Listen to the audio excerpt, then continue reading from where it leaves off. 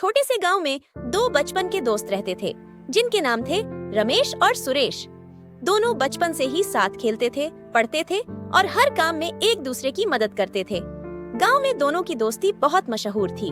लोग उनकी दोस्ती की मिसाल देते थे और कहते थे कि जब तक ये दोनों साथ हैं, इन्हें कोई भी मुश्किल नहीं आएगी। एक दिन गांव में एक बड़े मेले का आयोजन हुआ। रमेश और सुरेश दोनों ने तय किया कि वे इस मेले में जाएंगे। मेले में हर तरह की रंग बिरंगी झूले, खिलौने और स्वादिष्ट मिठाइयां लगी हुई थीं। दोनों दोस्त बहुत खुश थे। वे दिन भर मेले का आनंद लेते रहे, लेकिन अचानक रमेश ने देखा कि उसकी जेब से कुछ पैसे गायब हो गए।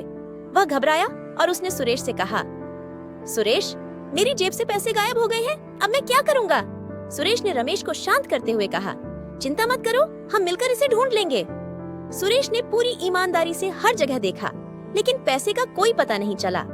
रमेश अब और भी घबराया हुआ था, क्योंकि उसके पास अब घर लौटने के लिए पैसे नहीं थे।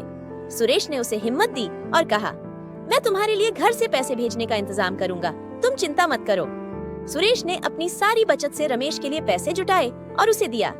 रमेश ने सुरेश का धन्यवाद किया, लेकिन सुरेश ने मुस्कुराते हुए कहा, यह कोई मदद नहीं है दोस्त।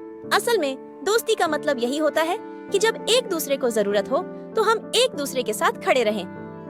महीनों बाद सुरेश को एक बड़ी मुसीबत का सामना करना पड़ा। उसके परिवार को एक बहुत बड़ी आर्थिक परेशानी का सामना था और उसे किसी से मदद की जरूरत थी।